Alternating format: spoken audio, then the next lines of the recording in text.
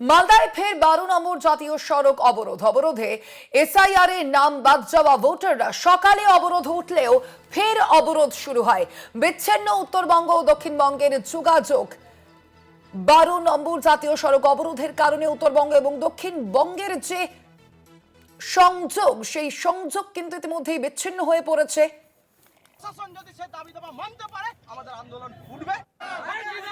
মালদায় ফের 12 নম্বর জাতীয় সড়ক অবরোধ করে বিক্ষোভ। আমরা বিষয়ে কথা বলবো। আমাদের সঙ্গে এই মুহূর্তে ফোন লাইনে রয়েছেন প্রতিনিধি রুহুল আমিন। রুহুল, আমরা দেখেছিলাম গতকাল কিভাবে রণক্ষেত্রের পরিস্থিতি তৈরি হয়েছিল মালদার একাধিক অংশে, আর আজ আবারও পথ অবরোধ দেখা যাচ্ছে। বিক্ষোভকারীরা কি দাবি করছেন?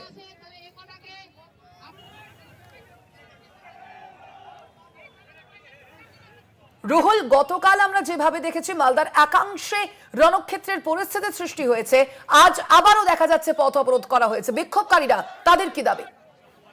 দেখো সোনালী, গতকাল বুধবার থেকে কিন্তু বিক্ষোভ দেখাচ্ছেন এসআইআর থেকে নাম কেটে দেওয়া যে সমস্ত ভোটার তারা এবং তাদের পরিবার, এবং মালদা জেলার বিক্ষিপ্ত 12টি বিধানসভা কেন্দ্রে কিন্তু এই এসআইআর থেকে নাম বাদ পড়া যারা ভোটার তারা কিন্তু বিক্ষোভ দেখাচ্ছেন, টায়ার জ্বালিয়ে বিক্ষোভ দেখাচ্ছেন, রাস্তা দফায় দফায় কিন্তু অবরুদ্ধ করে ফেলা হচ্ছে।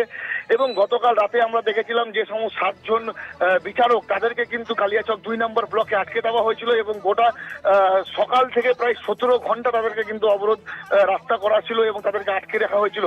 এবং রাতে কিন্তু কেন্দ্রীয় বাহিনীর তৎপরতায় এবং মালদা জেলা পুলিশের তৎপরতায় তাদেরকে কিন্তু উদ্ধার করা সম্ভব হয় এবং তাদেরকে কিন্তু উদ্ধার করে নিয়ে আসা হয়।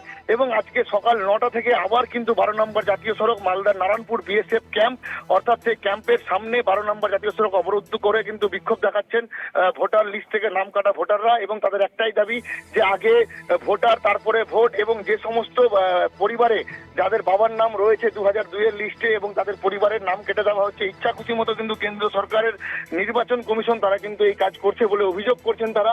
এবং মূলত এই অভিযোগ তুলেই কিন্তু আজকে এখনো পর্যন্ত মালদার যে জাতীয় সড়ক, অর্থাৎ দক্ষিণবঙ্গ থেকে উত্তরবঙ্গ যাওয়ার যে মেন রাস্তা, যে মূল রাস্তা, সেই রাস্তা কিন্তু অবরোধ করে তারা বিক্ষোভ দেখাচ্ছেন। হাতে প্ল্যাকেট রয়েছে, ভারতের জাতীয় পতাকা রয়েছে, এবং তাদের একটাই দাবি যে প্রশাসনকে, অর্থাৎ নির্বাচন কমিশনকে সুষ্ঠুভাবে সফলভাবে, অর্থাৎ ভালো করে যে হেয়ারিং হয়েছিল, যে হেয়ারিং এ নথিপত্র জমা পড়েছিল, সেই সমস্ত নথিপত্র যাচাই করে সাপ্লিমেন্টারি লিস্ট প্রকাশ করতে হবে।